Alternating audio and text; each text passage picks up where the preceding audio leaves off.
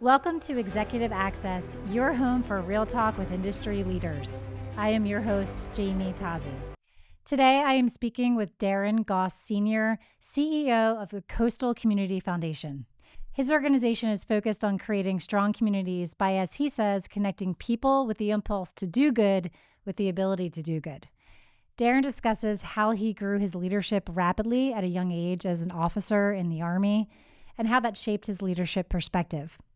We talked a lot about staying true to your purpose, and I was really struck by how early in his career he was able to pinpoint his personal purpose to help others and to have the courage to stay true to a career path in alignment with that purpose, including stepping out of roles quickly that had him veering off his path. I enjoyed hearing him describe what I call a tension line between leading by valuing people and driving accountability. We also discussed influence leadership and so much more. Darrin is an exceptional leader who is driven by his values, his family, and his faith. My time with Darrin flew by, and I know you will enjoy your time with him as well. Let's dive in. Darrin, welcome to Executive Access. I'm so happy to have you here. So when I went out and was asking some of my friends and colleagues, okay, I'm ready to find a new set of leaders that I can interview. Who do you have? Who are the best leaders that you know? And your name kept coming up over and over again. You have to interview Darrin Goss Sr. He's incredible. You're the CEO of the Coastal Community Foundation, and I am just so grateful that, sight unseen, you said yes to coming on the podcast and welcome here. Yeah, well, thank you, Jamie, and I appreciate it. I don't know who those people you were talking to, but just send them my way. I'll write them the check for their kind words and their generosity of pointing you in my direction. I appreciate that. Well, I know that one of them is listening today because she's my biggest fan, Elizabeth Barwell. So thank you, Elizabeth, for making this connection. Yeah, Elizabeth, yeah. All right. Well, I like to start out just by asking all my guests, what are you doing to learn and grow these days? The old growth mindset question. Yeah, a big part of what I believe is important to me is a lot of listening, and listening not only to folks in my profession or field, but listening to those who are tangential to it. And so I spend a lot of time in conversation with professional advisors, estate attorneys, estate planners. Those are the folks who we get a lot of business from, but also their perspective on the work and what we're doing. Interestingly enough, I subscribe to this magazine called Chief Executive. Okay. And so that's been very helpful just in terms of perspectives for me as a CEO of an organization. And then I spend a lot of time reading books and listening to podcasts and other things that just keeps my brain fresh, my mind sort of challenged. In things conceptually about leadership, about management, about managing multi-generational workforces, all those things that, you take for granted that you've been around a long time, but it's changing so dramatically, so quickly, that just kind of staying up on that is so important to me. So it's a variety of things for me. It's interesting. I've got a 31-year-old son, and I've got some nieces and nephews who are in that age range. I don't even know what you call them anymore. But they are really source of sort of keeping me grounded in terms of the perspective of my younger employees, and That's great. just understanding the frame of reference for how they see both their work, our organization, and in the context of the broader world, and what it means for them. And so that helps me as a leader manager as well. That multi-generational, differences, the diversity is so interesting. My sons are a bit younger. My oldest is 20. They're 16 to 20. But my 20-year-old is going out and getting internships. He's in the workforce. He had his first major internship last year.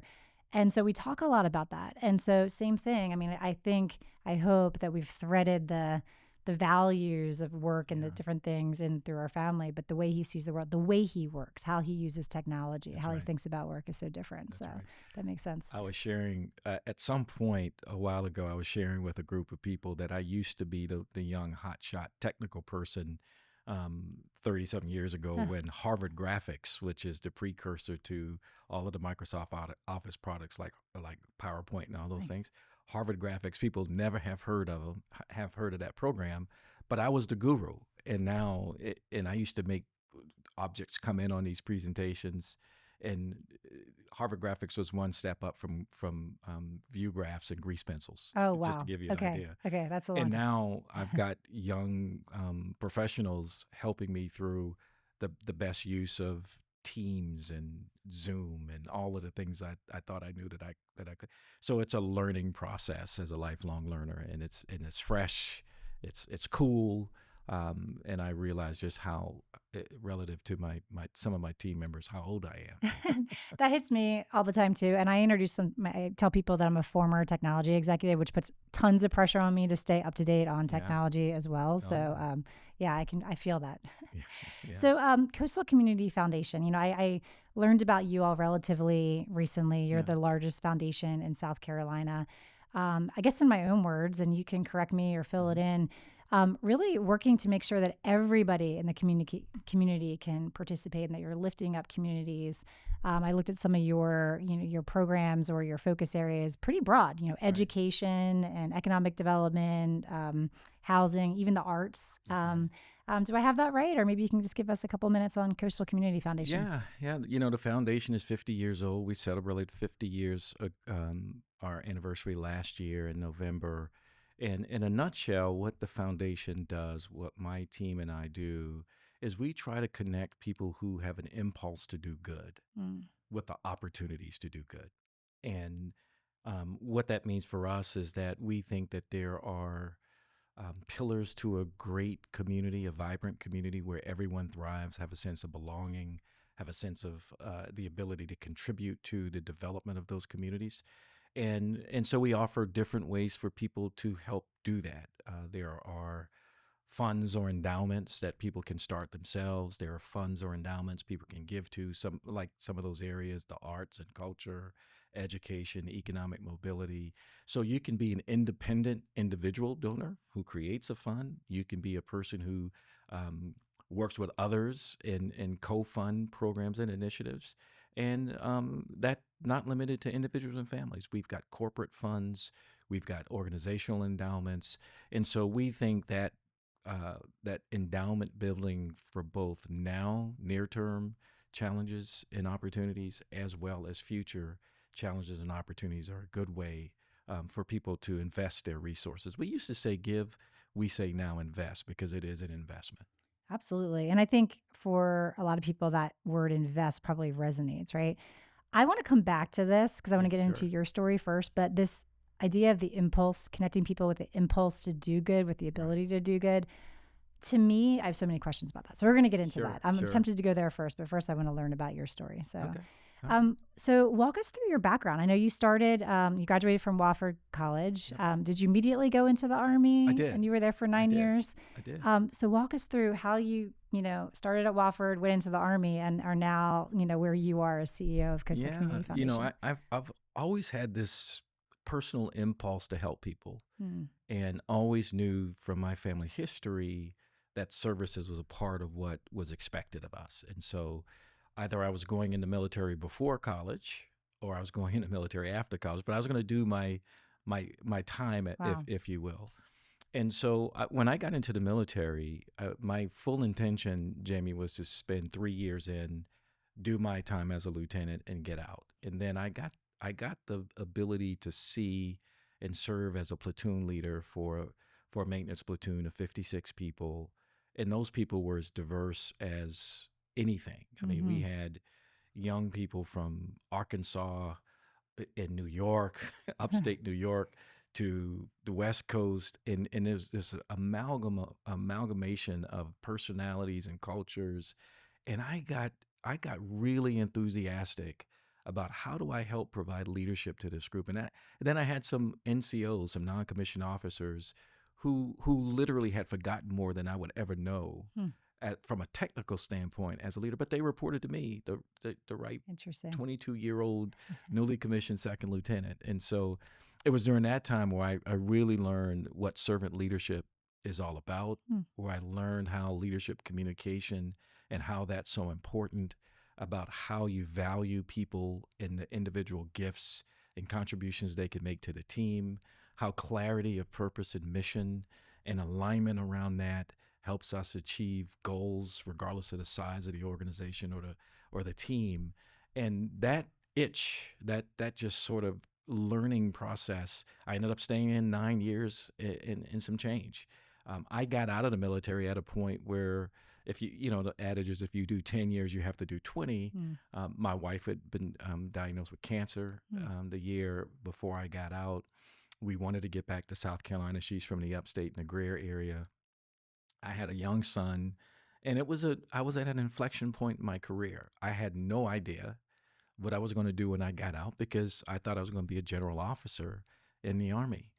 What I did know is that over those 9.5 years, I developed some great skills in leadership, in communication, and getting things done, accountability, discipline, and I felt like that could take me anywhere. And so I ended up going into the corporate world. Hated it. I was out in Tulsa, Oklahoma. I love Tulsa, Oklahoma. I was working at a petrochemical company, and that just, let's just say, from a health standpoint and from a conscious standpoint, I did not appreciate that. I was going to say, what was it about was it that you just didn't like the what the company did, or was it about, or was there something about corporate that you didn't like? It's two things. It's culture for the first part. Remember, people think the military is just cutthroat. You do what I say and not, as I do, and you just follow orders. But the military is not that. As a matter of fact, you have to build trust as a leader, and particularly as a young leader, you have to build trust. People have to have confidence in you, and you just don't kick people out or just treat people badly. And that juxtaposition for me, going to a corporate environment where it felt like people were numbers, it felt like people were, sort of widgets on the board to be moved. And I was in the training and development area, and it just didn't feel the same in terms of prizing the humanity of who people are. And again, that's coming from an Army officer, right? Well, so can I? Sure. I'm going to let you continue your story, right? But the big thing that caught my attention when you said, and you were listing off these leadership skills that you developed, and I was like, okay, communication and all these things. And then you said too that I don't know that even the most seasoned leaders would necessarily have on their list. You said servant leadership, and you said you got to value people. And the way you said, how you have to learn, as a leader, you need to value all people. And then you kept going with your list. I was like, my ears perked up, because I thought, okay, I'm not sure that would make the list. Not that you don't agree with it for every leader. Can you say more? Can you say more about those things for you? Yeah, as an officer, you have the dubious responsibility to making sure, as an Army officer or a military officer, of making sure that the folks under your command are trained and ready to survive. Period. That you have to invest in them the skills, the tools to work individually to protect themselves, but collectively to protect the team. Every person on the team, when you're deployed, has a role and function to play in carrying out the mission, but also in taking care of themselves and their comrades. And so for me as a leader, it was never lost on me that if my teams weren't prepared and competent to execute their mission at their level, if they didn't understand that I cared, even if I have to give a hard order, even if I had to provide discipline and correction, that I did that in a way that put them in position to win, to be successful.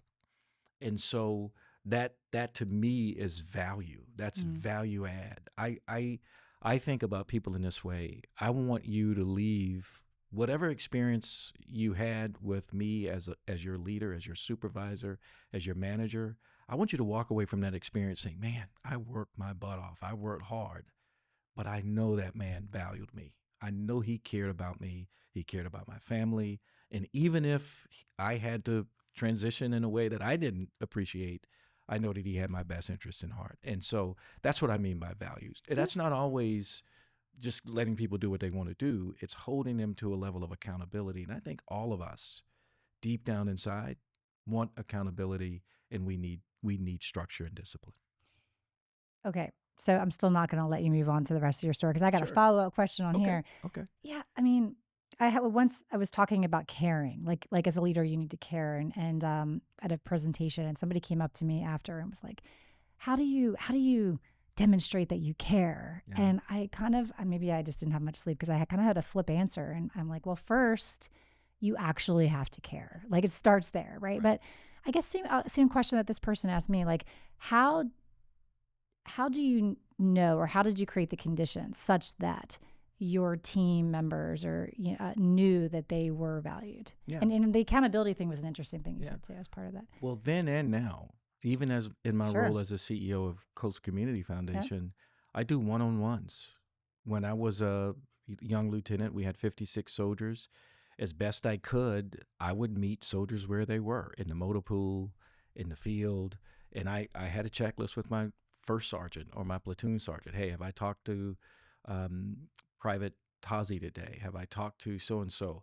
I need to get that list. And a part of that was, it could be a 5-minute conversation, Sure. me standing outside the foxhole, them in the foxhole saying, "Hey, how are you doing? How's the family? Mm. How's your daughter or son?"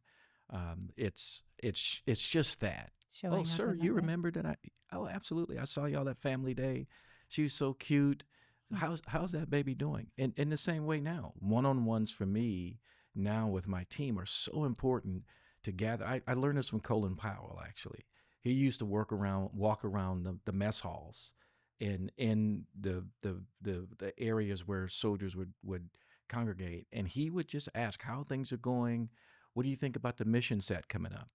And so that was two things. One, genuinely showing your soldiers that you can get out of the office and come where they are and find out what they're doing. And it's be remarkable how much people share.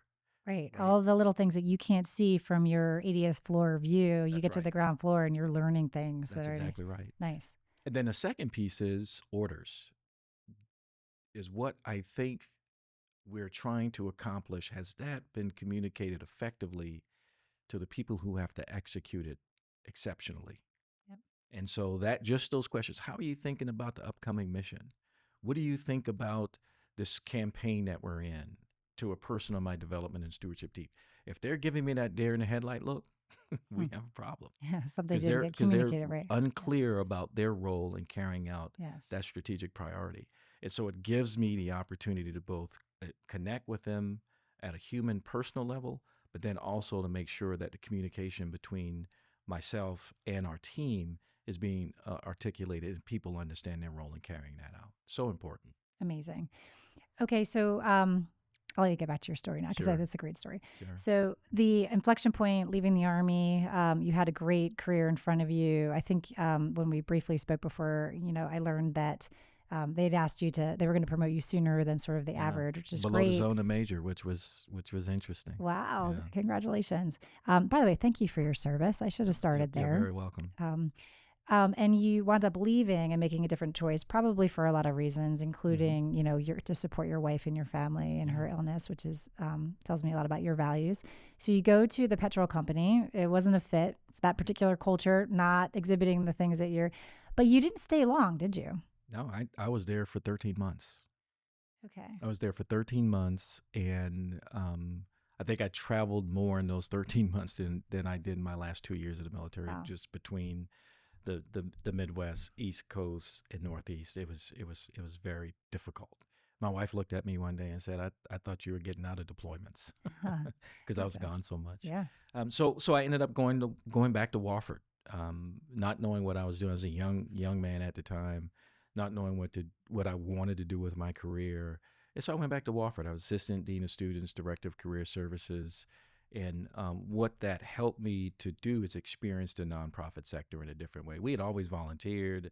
We'd always served Thanksgiving and all of those holidays, my wife and son and I. But this one allowed me to work on nonprofit boards. And when I had a chance to do that, I gained an appreciation for the complexity of nonprofit management Absolutely. and what it takes, and the extraordinary leaders that are out there running nonprofits. And because they've got to manage a board, they've got to manage a staff, and then they've got to provide resources, whatever it is, to the communities of interest they're trying to serve. And so I always fashioned myself as a board member, as an ally, an advocate, and a coach for nonprofit leaders.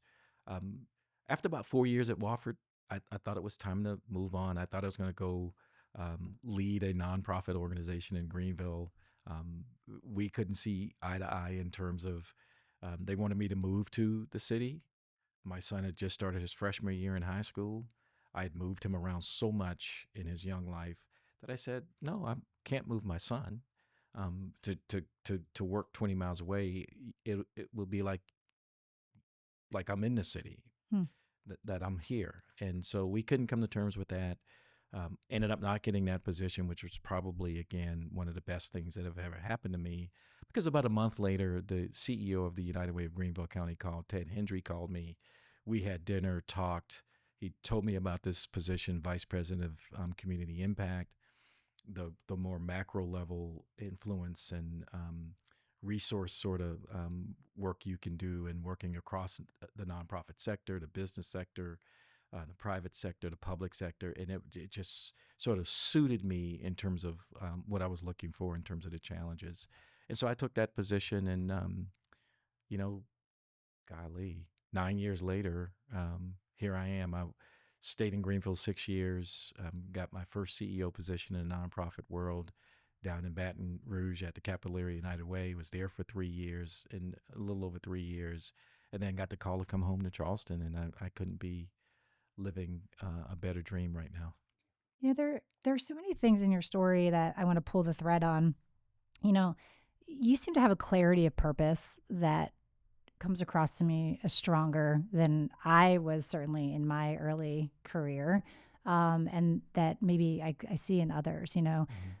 For it would have been easy. You saw the entire path ahead of you at the Army or at the petrol company. Probably would have been lucrative to stay, even though it wasn't quite right, or take that job in Greenville, even though, hey, my son's young and malleable, he'll be fine, but you didn't for family reasons. Like, am I hitting on something, like your ability to have this clarity of purpose so early that has sustained you? Well, I think for me, it's what motivates me. And so my wife and I will celebrate 33 years of marriage this year. We make every decision together.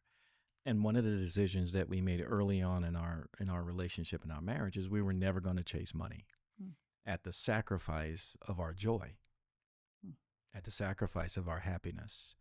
And so when I was at that petrochemical company, I was making more money than I had ever made in my life. And it was a good life. And when I left there and went to Wofford, it was half of that. And we struggled, but we were happy together. And we just believed that trade-off was going to pay out in the long run, because it wasn't about the material things. It was about value and about sort of my and our sort of core principles of giving back and service and those things. And so that's very important to us. Time is important to us. That's a thing you can't get back. I'm busy all the time. And so the ability to live on our terms and do the things that we need, knowing my wife knows I'm probably a 16-hour a day person, right? She knows that. But to be 16 hours a day miserable, yes, would be miserable for her, miserable for Darrin Jr. And those things are always top of mind for us in terms of the decision making about career and where we get involved. Thank you so much for sharing that. And by the way, I'm so glad that your wife is doing well all this time later, with her health. I will share that, I think a lot of people, and I felt, I won't say victim to this, but I let myself go down this path earlier in my career of just the path is very clear. You work hard, you get to this place, and letting the rest of sort of, swallow you whole, that whether in my case, it was excessive travel, willingness to contemplate moves that wouldn't have been good for, my husband, our marriage, our kids. And then finally one day with my husband and having that conversation saying, no, this is how we're going to live our lives. And for a while, a little bit of fear on my part that if I do sort of make it known that I have some limitations about, what I want to do, it's going to inhibit my career. And what I found in as an opposite actually was that no, when you can live into your values and you can live into the purpose that you're for me, finding purpose was a long discovery. Yeah. Things just sort of fall into place. And maybe because that 16-hour day feels like an 8-hour day, the way you're showing up with your family is a good way or something like that. But The last thing I'll say is I right before I left Microsoft, everything was going great, great company, but I had been feeling this bit of discontent Right. for a few years. I didn't know what was going on, and I just sort of didn't listen to that Yeah. inside. But then when I started listening to it, everything fell into place. Yeah. So that's kind of what I hear in you, Yeah. and I'm Yeah. just amazed that even from such an early age and early in your career, you were able to lean into that as strongly as you were. Yeah. I mean, it's, we sort of look in retrospect now and at some of the decisions and are like, well, that was a hard decision at the time, but it was a good decision because we wouldn't be where we are. That's right. And and it's about the day on the calendar that I get to not work full time and probably volunteer a lot of places, but that we'll have the time and the bandwidth to spend together. And I think for any leader, you really have to think about that, right? Because you lead in such a way that you give so much of yourself to so many people that at the end of the day, when the title is gone and you've packed out the office, then the people who are left are those people you've spent your life with, Yes. your children, your spouse, your partner. And those are the people that you want to be able to reflect on and have those memories. Man, you remember when we were in our 30s and we were able to do this, and you remember this. My wife and I were just talking about some things last night, and it's great, but you want to be able to have those memories. Early in my military career, I was gone all the time on deployment. Yeah. And I remember Darrin Jr. having a stuffed animal who, I mean, he was less than 3 years old, my first deployment, where he would sit Clark at the table where I would sit, and that's the only way he could eat.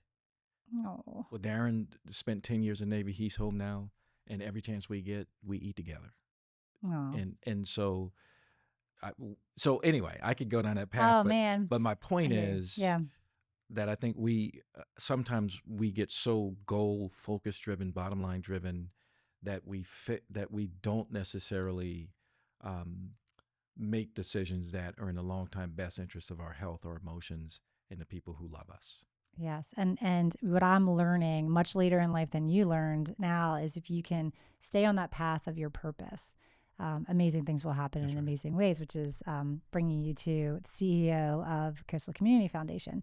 Yeah. Before I want to talk to you about influence leadership because the Yeah. role you're in now is broader. I mean, you're impacting the people on your team and the one-on-ones, but so much broader. But you did say one thing I wanted to go back to, and it was so interesting to me that we were talking about valuing people and you brought in accountability too, right? Sometimes people put those on other sides. Well, it's being kind to people, showing that you value them, and if you overdo that, can you hold the accountability? But you brought it in accountability as you were talking about valuing people. Can you make that connection for us in your leadership style? Yeah, I want it's the premise. I want to put you in position to be successful. I want to help you win, whatever your role in the organization. And so if there's a performance issue that's stopping you from winning, then the management has a responsibility to give you the tools, the resources, and guidance to be successful. That's accountability. It's accountability for us. We identify that there's a challenge or there's an opportunity. It's accountability for you in that now we're going to give you the tools that are necessary for you to be successful. Now you have to do your part. I always say, Coach Mike Tomlin is my favorite head coach, and he always says, we want volunteers, not hostages. And in the kind of work that we do, that organizations are, you don't want reluctant people. You want people who are fired up about what they're trying to do, excited about their role, and even if they're tasked in those roles that they don't necessarily love, they complete those with a level of excellence because they understand the big picture. They understand what they're trying to do. So accountability, to me, that sort of holding people responsible for results is just as important as walking into the office, looking at them when you know they've had a loss in the family or they're struggling with something, and saying, man, is there anything I can do for you? Please let me know. And I really mean it. I really do. Oh. And I think people really respect and appreciate that. If that's out of balance, then I think expectations become a challenge. I think performance coaching and management becomes a problem and a challenge. And I think that's where a lot of the interpersonal challenges between leadership and management sort of manifest themselves. And so, I think you nailed it. Like, to me, it's funny you said balance, because I was thinking about scales right there, right? Sincere, caring, and dialing in with your team. And I always say clear is kind, right? That's Like, right. clearly understanding where the bar is, providing help and support to enable people to get there, and being honest and transparent when they're missing the bar. I really believe most people want to do great work. It feels good when you're doing good work.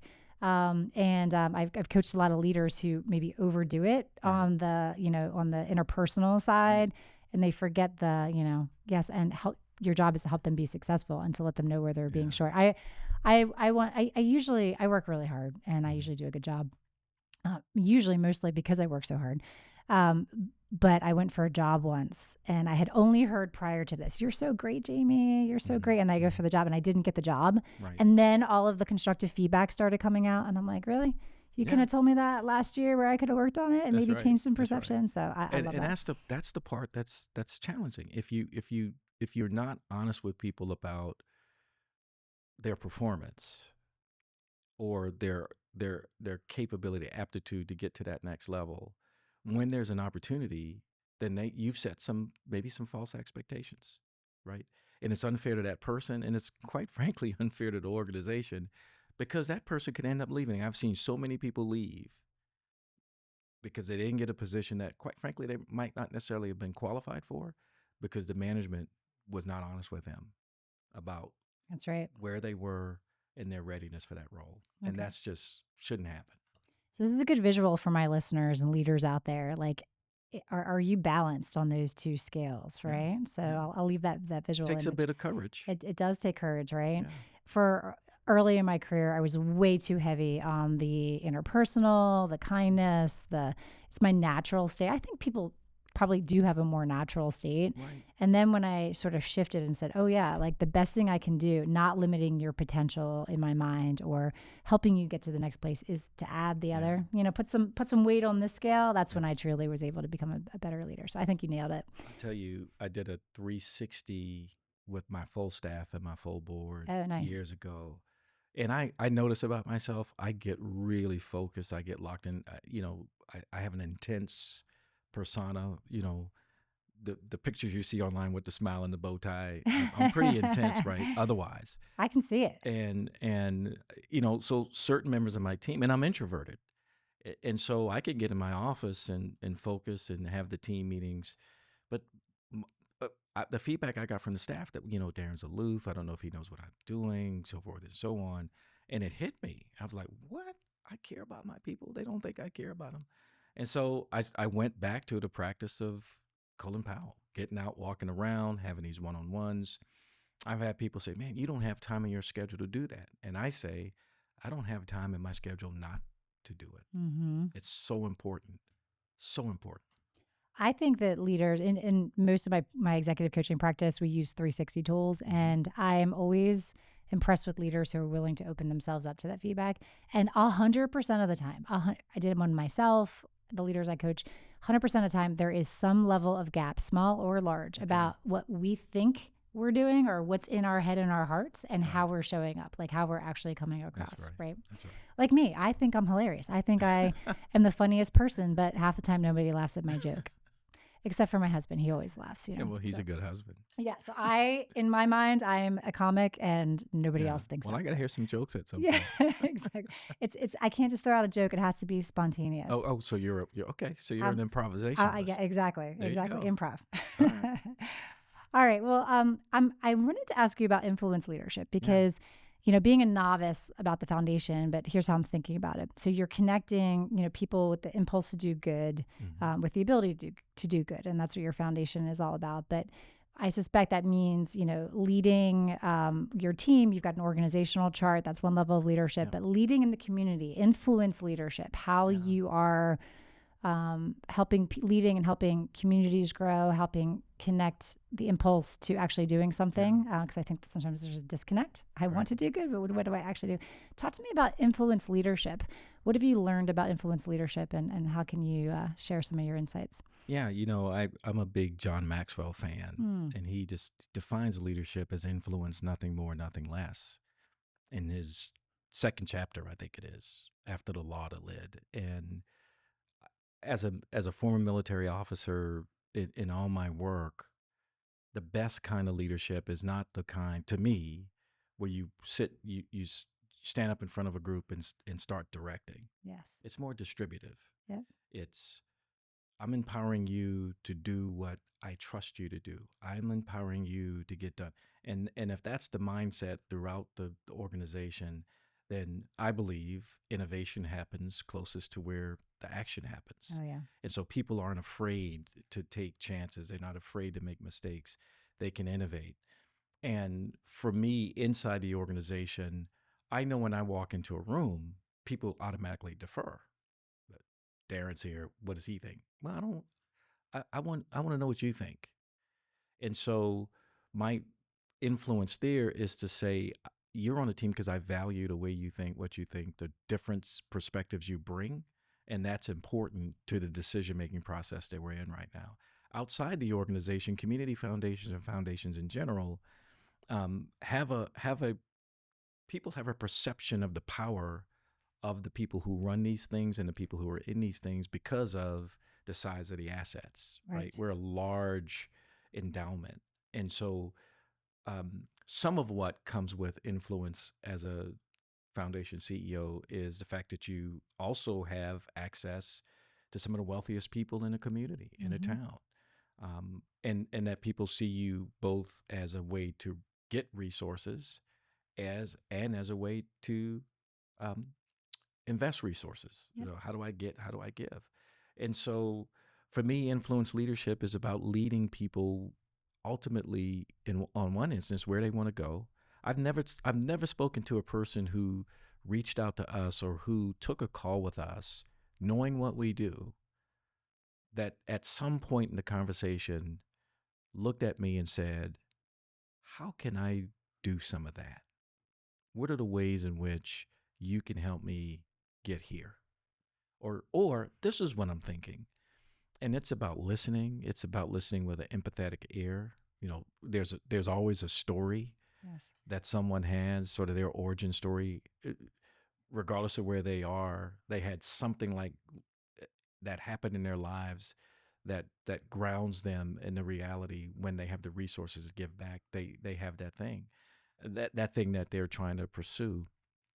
And so I think it's so important for leaders to understand that their best work is not done in the prescribing and the dictating. It's in the suggesting, it's in the consultation, it's in the let's move this along, ideation, and then allowing people, because we're not going to execute it, allowing people to have ownership on what they are able to do. It's part cheerleader, it's part priest, it's part drill instructor, because sometimes you have to get things moved along. But I try not to make any definitive decisions without the buy-in, and so it's really about influencing people. We work across. I like to say the foundation sits at the intersection of our communities, and we work across 9 counties. And so, if I'm going to be effective in Beaufort County, I have to have built a relationship with the key leaders. I have to have built trust, and that's both institutional trust, the foundation, and personal trust that allows me the opportunity to start to influence someone's decision-making cycle about how they're going to choose to use their personal resources or that of a municipality or that of a company. That's about trust. It's also about performance. Can they look at our organization and see the good work that we've done over the last 50 years? Yes. Can we point to successes where we've had with corporations or with families or with individuals in times of crisis, in times of joy? Yes. And so for me, then, it's just a matter of providing the tools, the evidence, the resources to say, and oh, by the way, we can do certain things for you, but I'm not here to tell you what to do. Tell me what you're trying to do. Tell me what you want to do. And that's when I said earlier about unlocking that philanthropic impulse Yes. for people who might feel it but don't know it. And then there's a whole group of people who I always say are philanthropic and don't know they're philanthropic. Well, And that group are the ones that I have the most fun with. okay. I know I said a lot. No, Sorry no, for no, going no. on. Well, Paul, I want to hear about that. I'm like, oh, what group do I fall into? Because I definitely have the impulse to do good. Right. But it sounds like you're like influence leadership is about connection, right? You, whether you're working at a tech company or a nonprofit or at a petrol company, as long as you're, let's just stay on this like pursuing purpose kind of theme, as long as you're at a place where you really believe in the work you're doing, right? Connecting that. So being a great listener first. Yeah. What is the person that I'm working with or trying to work with trying to accomplish, and then knowing all of the great things that there are capabilities out there, connecting the dots for helping that person achieve what they can do. Is the connection, like that's what I'm hearing, like connections. And when I think about need for good in the communities or community needs, that maybe people in some parts of the community don't even understand what the needs are in another part of their community, just 5 miles away, are truly with, impulse to do good on both sides. Like, I don't know what my question is. Pick it up for me. But connection, right? Am I hitting on something around how you think about influence leadership? Yeah. So it's we have this, like I'm still in the military. Is this saying, mission first, people always. And I think we have to be, whether we're talking about an individual company or organization, a foundation like ours, or a broad community. For community, you might define what is the community's aspiration? What do we want to be? Right. So mission first, people always simply means what are we trying to achieve as a collective? And then what is your individual role in that collective, in that process of achievement? What do you need to do? What do you need to bring? How do I need to value, develop you? It's all the things that we were talking about earlier. And then there's the, okay, how do I, because there are other people who live in these communities who work outside of our department, how do I engage with those other people? That's where influence leadership comes. And it's not the person with the CEO or OO, it's everyone in the organization who can influence another person in the organization. It's the IT department talking to the operations team and making sure that they're squared away on when things happen and prioritizing those things. And so at every level of an organization, people demonstrate leadership in some way or another. They're responsible for a process, a product, or people, processes, services, programs. And so they have to understand that their role is as a leader. Now, you manage tasks, but you lead processes, you lead people, you lead organizations, you lead departments. I think that's the first thing we have to understand about influence leadership. As it relates to community, it's the same thing. If you live in a neighborhood, if you live in on one of the islands in one of the communities, or if you're sort of consider yourself a Charlestonian, this broad community that we have, we tend to look at communities through needs. We at the foundation think about communities in an opposite way, and that's opportunities. What are the? You'll see it in our language. What are the 6 pillars of a vibrant community? It's not that those pillars don't exist, because they do. Right.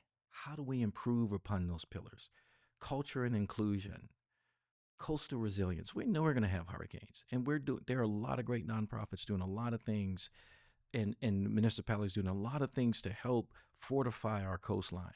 And so my invitation to someone who may not know that they're a philanthropist is to say, oh, you remember that king tide last week? And you remember all the challenges you had navigating downtown Charleston in the streets? Well, Mayor Cogswell and the team, they've got the stormwater plan, and you could be a part.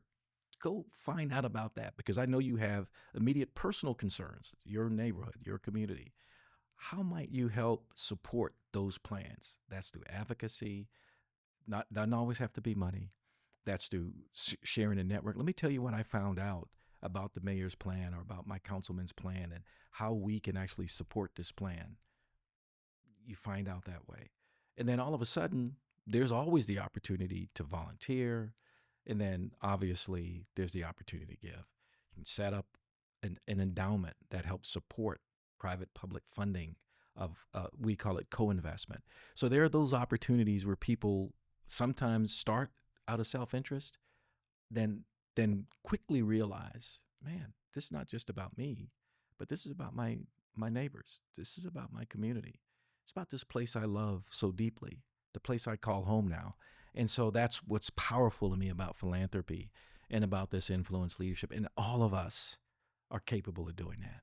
I love that, Darren. And I love that you talked about it's not communities and the needs of the community, it's the opportunities. That's right. What popped in my head as I sort of geek out around organizational culture. I know Yeah. you do a little bit as well.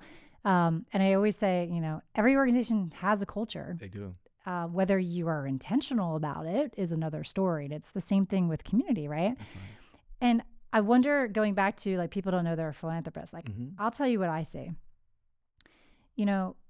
I learned this framework at Ideal Life that is, about pursuing your purpose, and there's 7 life roles. And so I kind of talked to my friends about that, and the life roles, I won't rattle them all off, but work, family, health, faith. And then one of the life roles is community, right? And as most of the time with people in my circle about my age, 50, I'm just a little bit younger than Coastal Community Foundation. Because I turned 50 in July, not last year. Okay. But like what's common is that when we get to that community bucket, the conversation kind of quiets and it's a little light because people in my network are, they're fast paced. They're sort of at the apex of their careers. Community for me was always like, I lived in Charleston, but I traveled a lot out of Charleston. I was there on the weekends. And it was always this thing like, yeah, I'd love to connect more in with community, but later one day when I have more time or I hear about a need and I get all excited for a half a second and then I get overwhelmed. Like I was thinking need, but now you're getting me to flip opportunity. It's just too big. It's just too, what can little old me do? Right. And then that's how I experience it. And I've experienced it with others that I see, like kind of busy working professionals. Do you see that too? And is this, kind of where you were going with your people that don't know? I'm just curious. How do you help encourage those of us that see the value in community, want it, but aren't really sure how to engage? Yeah. I think I would say we have to move this concept of community from an object, that's the community, and own the fact that a community is living, breathing, and you're a part of it. It's not this other thing that you have it's to not. do. It's not that's this other great. thing. You're actually a part of the community. Community is made up of you and what you do and how you do it and how you show up. And so the first thing I would say is whether you're here as a weekend warrior or a snowbird or whatever it is, this is your community. You're a part of it. So when we define community, we define the whole entire community. When we define opportunities, there are people equipped in communities that can respond to opportunities, that can say, I don't have the time, but maybe I have the resources. I don't have the resources, maybe I have the social connections. I don't have the social connections, but maybe I'm smart and I can write an op-ed or I can write and support a white paper, or I can get involved in. There's so many ways that we can get involved in the uplift of our communities that I think people aren't necessarily aware of. I hope those are a few examples that help people. And then there are needs in our communities, right? There are people in our communities who are struggling in many different ways. A housing issue and a housing crisis is huge. And so a part of being in a dynamic community like we are is sometimes these problems aren't obvious to us, right? Because we come and go, we're busy. And so lending yourself to the local newspaper and lending yourself to hearing what's going on, opening that up, even if it's in doses, just understanding that. And then again, how might I influence policy? How might I influence resource allocation? How might I, and I can do that through my social network. I can do that if I've got a big enough name and a loud enough voice through providing an alternative, maybe countercultural narrative. We call that moral capital. Maybe I can do that through intellectual capital, just having conversations. I read the story about this person. They were going through something. I have some experience with that from a different place. I'm going to spend an hour talking to that person, seeing how I can help. So powerful. And so that to me is how people can get involved. You don't have to start a club. You don't have to start a program. There's so many of those going on right now. We don't need another nonprofit, quite frankly. What we need is a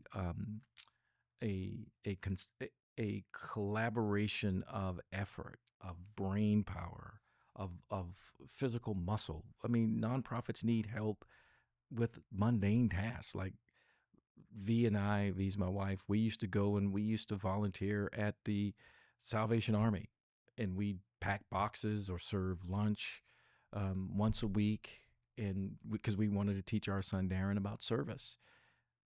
That once a week, 4 hours was great. It does two things. It helps you make a difference in the lives of people that you may never know. This is on the need end of that, as well as it teaches you, because you see it, how precious humanity is. Yeah. Philanthropy is love of humanity. It grounds you in humanity. And it's a powerful thing, whether from the need or from the opportunity. Boy, there's an opportunity to redevelop this wetland into a nice to preserve that space, to keep it green. And I'm going to advocate for that. Or there's a wonderful opportunity to restore this pocket park in downtown Charleston, and I'm going to be a part of that. Well, that's just opportunity. That's a beautiful green space for that neighborhood, for that community. You could do that too. It's so many different ways that we can be involved. So what's going on for me? Thank you for that. Sure. And maybe I'm the only one. Maybe I'm the only one that's busy and be like, oh, maybe one day, or it all feels very overwhelming. I heard earlier, just learning. Yeah. You know, making sure you can learn about things. When things catch your attention, really think about, you know, even small ways. You really made me smile when you said we don't need another nonprofit, because I feel like the way I'm wired, if I see an opportunity, I want to like do the big thing. And it's like, whoa, Jamie, you don't need to do the big thing. Maybe you should just dip a toe in and get to know. Call you first. Maybe you want me to do the big thing. Well, if you, because there are people who see needs and gaps, and automatically assume that there's no one addressing them. Yeah. So call us. That's right. Because we could tell you probably within a quarter-mile radius if there's someone else operating in that space. It could, because we'd love to get you in touch with those people. See, you are a connector. I knew I was right. You're connecting those who have the impulse to do good with those who are doing good. That's exactly right. To do good. I just realized we've been at it for a while. I could talk to you we're gonna have to do a reprise, I think, at some point. Anytime. Let me ask you. You mentioned you love to read. So are there just real quick, any books that are worthwhile from a leadership perspective? Anything you've read that's really good lately, or frameworks that you think our listeners would enjoy hearing about? My probably favorite book that I would offer is Lincoln on Leadership. Lincoln on Leadership. Abe Lincoln. Okay. Abe Lincoln on Leadership. I think Dan T. Phillips is the author. It's a really easy read. Okay. But if you remember Abraham Lincoln's cabinet and how diverse his cabinet was, people who didn't vote for didn't like him, and how he managed and led that group through the Civil War. It's powerful. It's powerful. And there are really good takeaways at the end of every chapter. It's accessible. I refer to that book over and over and over again. And then the second one is The 5 Temptations of a CEO. I think it's Lancioni, and it's a book that's what do you call these things? A fable. Oh, he wrote The 5 Dysfunctions of a Team, which I've read, but not The 5 Temptations of a CEO. Okay, it's really good. It's really good. And so my whole mindset about clarity versus certainty comes from him. Nice. Is that organizations and CEOs and leaders in particular may be uncertain, but that shouldn't paralyze us as long as we've got clarity of where we're trying to get to, what we're trying to accomplish, and we can articulate and communicate that clarity to the team. It's very powerful. So those are the two.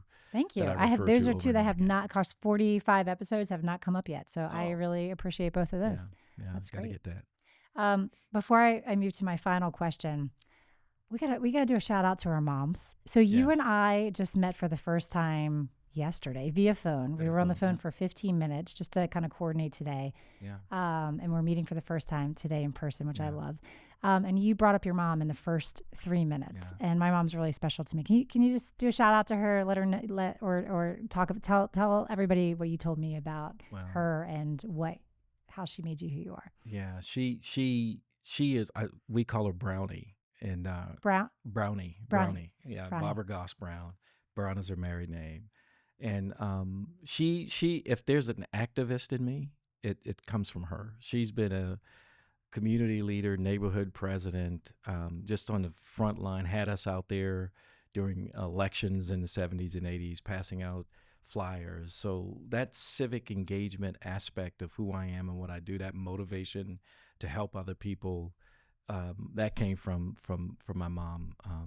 I call her mommy, Oh, from mommy, and then the accountability. She's like, you can't do anything, and had these unholy alliances with my coaches. Darrin's not gonna play football. He's not gonna do anything unless he gets an A and B and stays out of trouble in college. Right? I had to have an AB report card every there's where quarter, you got the accountability. and or else I couldn't play. Yep. And that was sort of her standard for us in our family. And then she was strict, but she was very, in her own way, very passionate, very compassionate. And so I love to go over to James Island where she still lives and be with her and talk to her. And she has all these war stories. I actually have to tell her, now you got to stop getting involved in everything. Well, she You sounds got to stop. amazing, and I Yeah. hope she's like super proud to listen to this episode. My mom, I was recently interviewed by The Ideal Life, and it was a couple months ago. I'd forgotten about it, and then I just saw the piece come together, and I do remember now. They asked me a question that was a little far afield on leadership, but I think that's when you get an unexpected question. That's when the really real stuff comes out, Yeah. because you're like, oh, and immediately it was something about like an unexpected leader. I'm like, oh, that's my mom. Like my Yeah. core leader is my mom. And I just posted that on Mhm. LinkedIn as well. And I shared it with her. She saw it this morning and she was like, really? That's how you think of me? I'm like, yeah, mom, you're kind of Yeah. amazing. So Yeah. anyway, shout out to the mom. So, Yep. so I ask every guest a final question. If you could wrap by just giving one piece of leadership advice, what would that be? People don't care how much you know Hmm. until they know how much you care. Well, that is perfect. What a great way to end. And I think just encapsulates everything that you share with me. Well, Darrin, I have to say, thank you so much on behalf of my listeners. I think they got Thank a lot you. of great nuggets today. And one of the joys of putting together this podcast is being able to meet amazing leaders like you. So thank you. what a pleasure it was today to meet you. And I thank you very much for joining us. Appreciate it. Thank you, Jamie.